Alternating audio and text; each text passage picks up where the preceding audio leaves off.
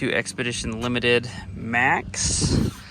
This is the Stealth Edition, was in a front end crash. I'm replacing some of the airbags. So as you can see, the dashboard airbag went off. So to get to that, you don't have to remove the dashboard. I've only actually been working on this for about 20 minutes. So take off your cover piece here, which you just pull. Let me show you what pieces I have right here. So you have to take off that cover piece, which is that piece right there. After you take that cover piece off, here, it will expose two, I think there's 7 or 8 millimeter bolts that actually hold this front trim piece on.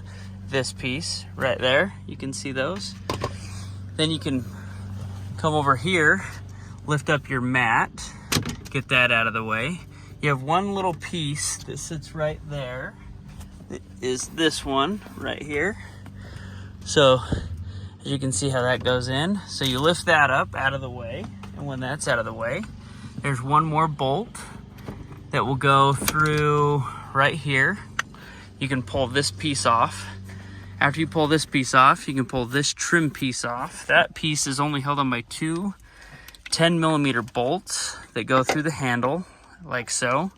So you have that little hole right there. Stick a little pick in there, lift that up, and then there's 2 bolts that hold that together. After you remove the handle, you can pop this trim piece off. I pulled this weather stripping down so it's easier to get to. Then you need to lift up this. So I just grabbed right here. You have one speaker that goes into my trim piece here. Yours might or might not have it. Unhook the speaker, pull that out of the way, and then I just grabbed here and I lifted this up. This trim piece actually goes all the way across. You don't need to remove this. I did because I wasn't sure.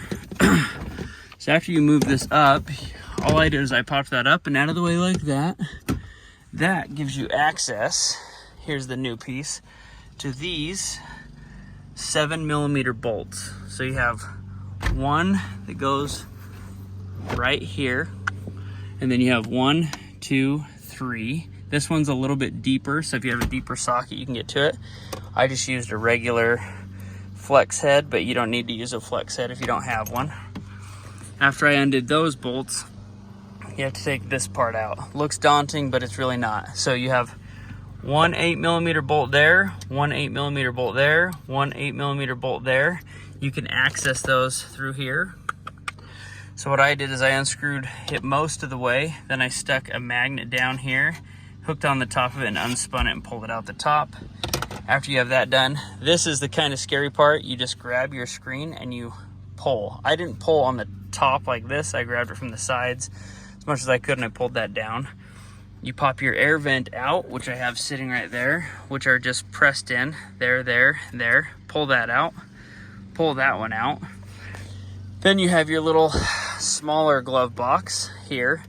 So after you undo those, you're gonna have some torque bits, torque screws that go here, here, and here. Those are 25 torque. And then you have T20 torques here, 1, 2, 3, 4, 5.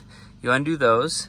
You're gonna have 2 10 millimeter bolts. As you can see, the holes, I've already wrenched this up a little bit, right there and right there. After you pull that out, you don't have to remove this. I just pulled that out because I didn't know. After you remove that, you can just pull up and get this up out of the way. So here is the glove box part, or the airbag part. So you have this big piece which connects to here, which is a charge that would go into there.